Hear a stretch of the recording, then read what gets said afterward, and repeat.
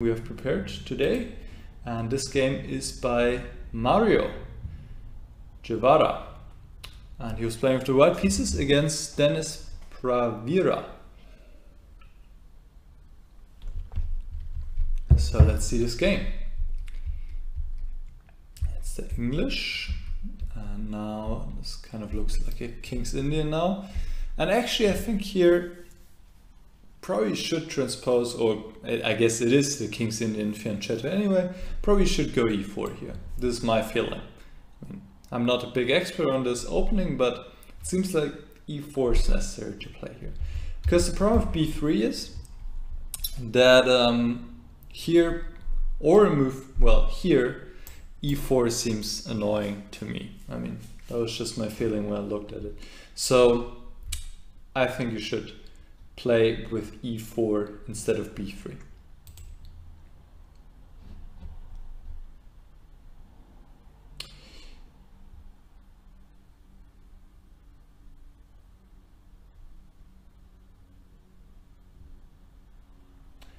Just some comments to the last game. What tactics recommendation do you have? Okay, there are many ways to do this. Obviously, there are tactics trainers on chess24, chess.com, chess tempo. Those are all good.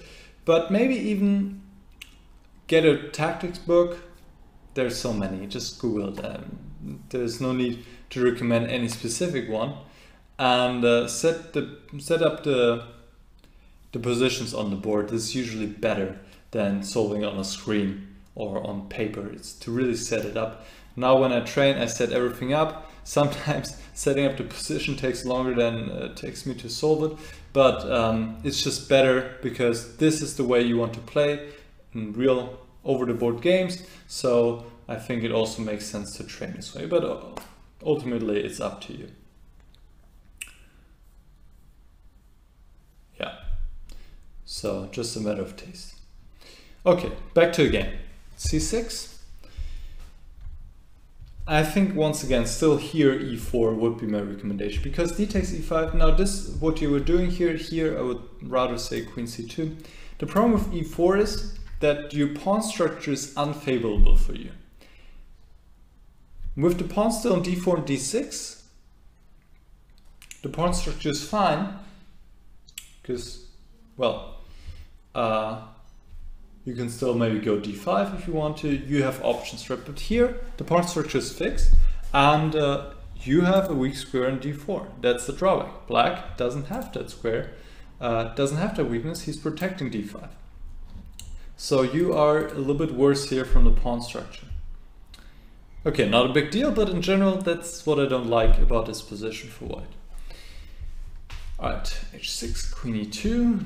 This is all very natural now. Knight a4 I quite like. Stopping knight e6 because the knight takes e5. Nice prophylactic move. Knight on c3 is not well placed anyway, right? The pawn c6 is just shutting out the knight, taking away b5 and d5. So queen e7, queen d2, okay.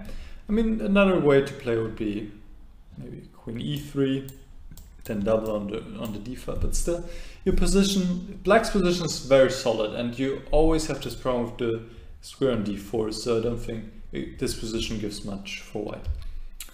Queen d2, knight e6, queen d6. Okay, I think you could have also kept the queens on the board, but okay, the queen trade is also fine, but you don't have an advantage here. But now your opponent makes a mistake. He plays knight d4, excuse me. He needed to play queen takes d6. And after knight d4, takes. Now this is a critical moment. And why is it a critical moment? Usually, okay, when do critical moments usually come about? There's this book by Josef Dorfman, who's a very famous trainer who worked with Kasparov, and he wrote this book, The Critical Moment, and you can check that out if you want to. And he says a critical moment exists when there's a possibility of modification of the pawn structure. So one side can change the pawn structure. For example, right now this is not possible here, right? There's no way to change the pawn structure. But for example, if we go back here, this is a critical moment. Because here you can change the pawn structure. Also here, there's also a critical moment. There's always the possibility to go d5 or d takes e5. So those are all critical moments. And one has to consider them. So this is one criterion, right? Changing the pawn structure. Another criterion is if there's a possibility of a piece trade. Right? If we can somehow trade pieces, obviously. This is also not given here. But the third criterion is if there was a series of forced moves and now you have options again. And this is the case right here. After knight d4, there was a series of forced moves, right? You had to take on e7, he had to take on f3, you had to take back, he takes back. And now you have different moves available. So critical moments, why is it important to recognize critical moment? Because then you want to take more time. Those are the important moments. And here you made a mistake. You could have achieved a very nice position with bishop g4. You played the other way around and we'll see the difference and why bishop g4 first is better. Now the threat is bishop a3 and black has to do something about it. So knight f6, now rook d8 check, rook e8 takes, and now rook d1. And you have traded some pieces, the exchanges were favorable for you, you got rid of the bad bishop in the structure, right, because your bishop was biting on e4. And what is important, you've occupied the d file, the only open file in the position, and threatening to enter rook d7. Of course, black can prevent this by going knight f6, but you go f3, and it's not easy for black to occupy or to put a rook on the d file as well, and you have some pressure here for sure. So this would have been the way to go. The problem is in the game, we see a similar position. The main difference is here, there are two rooks still on the board, and that means black can just put a rook on d8 as he does right now, and he could fight for the d file, and you pretty much don't have an advantage here. I mean, barely at all, if at all. Now knight c3. In this move I didn't really understand at all, because the knight is, like I said earlier, is not doing anything on c3. There's no future for a knight on c3. Where to go from c3? On a4 you can sometimes go to c5 at least, right? Or maybe you can do something like this, okay. But here I think it was time to bring the king closer to the center. King f2, okay. And if bishop f8, don't trade the bishops. This is, I guess, the only advantage you have in this position, that you have the better bishop, right? He has the bad bishop. I mean, the bishop, of course, not that terrible, but he has his pawn e5, which is restricting his own bishop. So bishop c1, maybe put the bishop on e3, and ask some questions. So you definitely, you can try a little bit here and see what happens. After knight c3, bishop f8, now if you move the bishop, you can already play bishop c5, bishop d4. So that's another issue. He's now able to exchange the bishops. And well, then obviously you don't have any advantage at all. Take, and now we have completely symmetrical position. The only difference is your opponent has the square on d4, but of course with so limited material, this is not worth much, if anything. Okay, rook d2. Okay, knight a4 was another move here. It doesn't really matter. I mean, it's just equal. Take, knight e6. Now you could have gone f4 if you want to. Okay, knight e2 is also fine. Take. Okay, and what to do in this position? I would just claim some more space. Maybe go b4, but maybe you can just keep the pawns like they are and play f4, and yeah, this will just be a draw. What to do here? Okay, knight c3, knight e6, knight e2. Okay, it's also fine. I mean, nothing is happening here. But now maybe just go f4. Why not claim some space? That doesn't hurt. Okay, king d3. It's also all fine. But you're just waiting while black's improving his position. So that's, you know, it's not so comfortable maybe. Okay, knight c3. Still everything's fine. b5 takes. Knight d5, knight e6. But now you can just play king d3, and there's no way for black to make progress. If he plays knight d4, you play b4, kick out the king, and then protect the pawn. Obviously, I mean, it's just equal, right? Completely symmetrical, even the knights. And well, what else can he do? Can he play b4?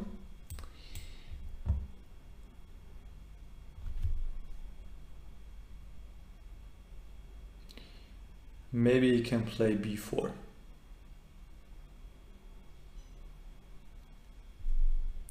Okay, take.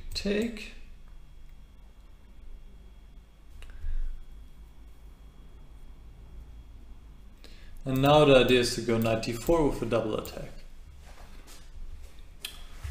And it seems to me that f4 is necessary. But you can see already, now you have to be already like precise, and it didn't have to come to this, I guess. f4. Yeah, this is already more, you already need to be more precise than I would like the position to be. I mean, this is uncomfortable. There are different ideas here. I mean, okay, this doesn't seem to work because of knight takes b4, and of course that's fine. But here, for example, there's the move f5, which one needs to consider.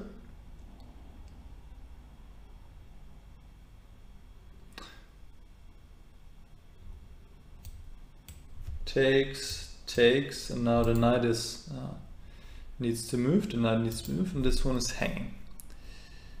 Okay, maybe it's just working. Knight e3, and knight takes f4, king d2, and white picks up the pawn f5 next move.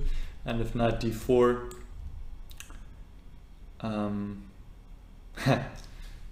looks like it's a position of mutual Zugzwang, kind of. Just h3, and if black takes on b3, white takes on f5, h5, h4, and a draw. Yeah, but you can see already we have to solve some problems here, and that's not ideal. And also there's the move after f4, there's also the move knight d4 immediately, obviously. But I'm thinking that here white also has enough counterplay. But yeah, this could be tricky, yeah? And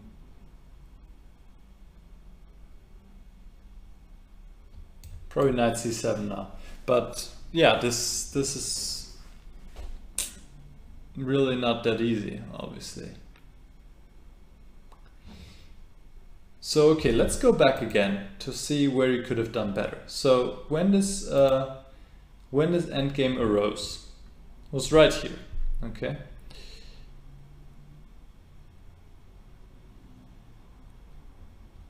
I'll probably just play f4 right away. And then black always has to worry about maybe f5, or maybe f takes e5, and he always has to keep an eye on this. Also another way to play, maybe c5. c5 is also possible. Why not? Or b4, just claim some more space.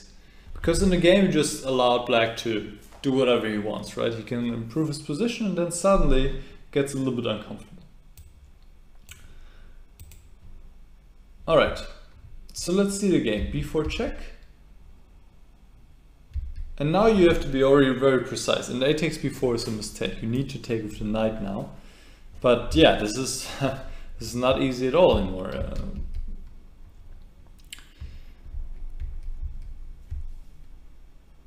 You have to be, of course, careful here, but this will result in a draw as you analyzed here, because white can give the knight for the b pawn and then run with the king to the king side, and he'll get a draw. but not what we wanted from this completely equal position, right? And after a takes b4, now you're in trouble because the king is too active. f4 takes, but here fortunately for you, your opponent went wrong. He played f5 when he should play knight d8, knight c6, for example. And after f5, he found the right way here, knight e7, f takes e4, king takes e4, which is fine, king takes b4, knight takes g6, king c3, f5,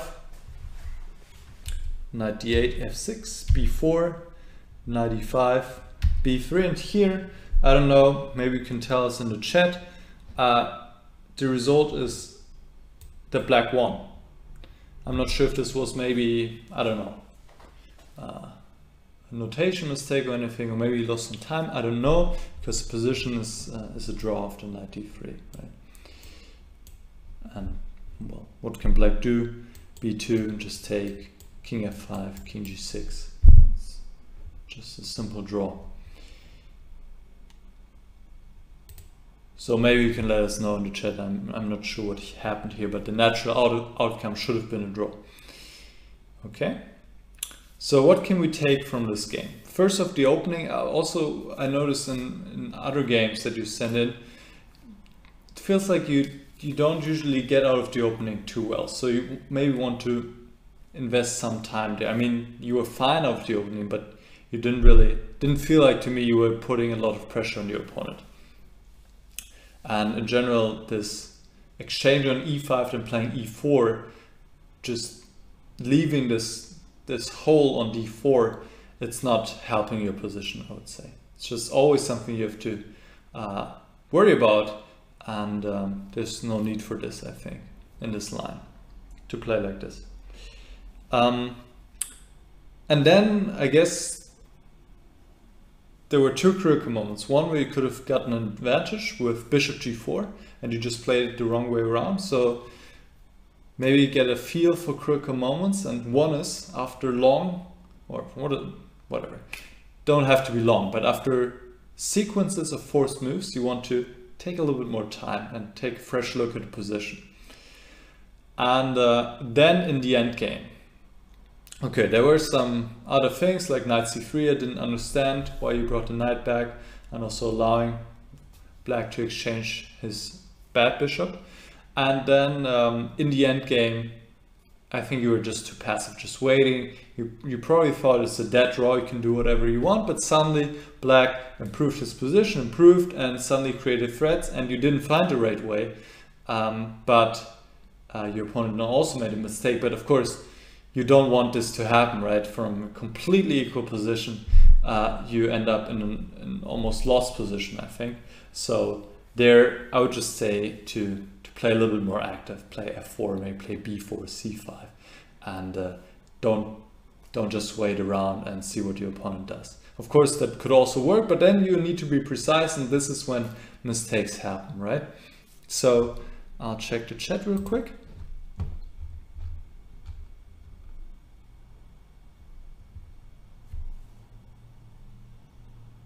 Oh, you lost some time after b3. Okay, this is unfortunate. I mean, this is another topic. I'm not sure what time control you're playing, but okay, of course. Well, that can happen, but you need to take care of that as well. I'm not sure what happened, why it happened. So you only know if it was nerves, or if you just weren't concentrated, or whatever happened there. So you just know for yourself what was the problem there.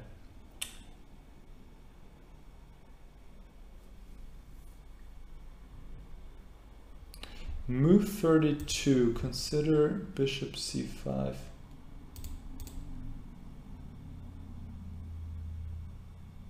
Oh, consider c5, you probably meant, right? Yeah.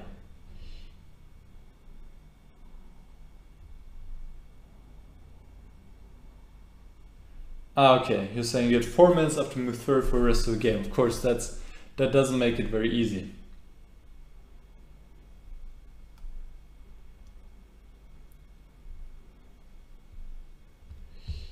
Let's see what else you said.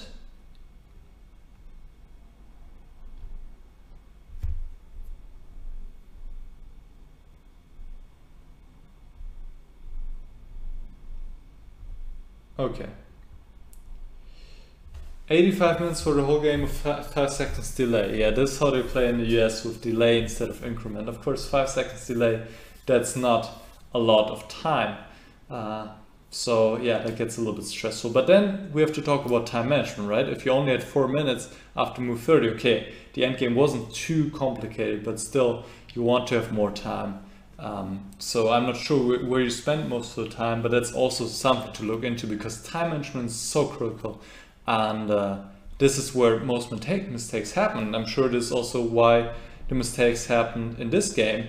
You just played some quick moves, your opponent improved, and then you get to a critical position, you don't have a lot of time, and you make a mistake, right? It's just natural, it's just human. If we don't have enough time, we inevitably make mistakes. And you asked which book you can recommend me to better evaluate opening moves, better judgment. I don't think that there's like, I don't think it's about the judgment, it's just about how you set up your pieces in the beginning. Okay, maybe this is judgment, but in terms of which book, it's difficult for me to recommend you any one single book. I mean, there are so many opening books, but yeah, I mean, I guess when you're looking for the books, it's important that there are also some plans. And actually what I recommend you, and what I'll also put on my channel soon and probably do a review, is the book called Chess Structures by Flores Rios. Chess structures. If you search for chess structures, you'll find it. And what he does in this book, he looks at all the different pawn structures, right? And this is just very helpful because I mean, if you have one specific opening, okay, one pawn structure can arise, but actually this pawn structure can arise from many different openings. So to have this general knowledge is just much more useful. And he looks at the different pawn structures and then he gives plans for white and black. And that has helped me also already. I just got the book recently to understand some positions that don't happen in my games very often, to understand them better. So this, I think, would be a useful start, definitely, just to get a better understanding of different structures and how to treat them. What are the plans? So this is a book I can very much recommend. And then if you get an opening book, I mean, usually the books by Quality Chess are quite good.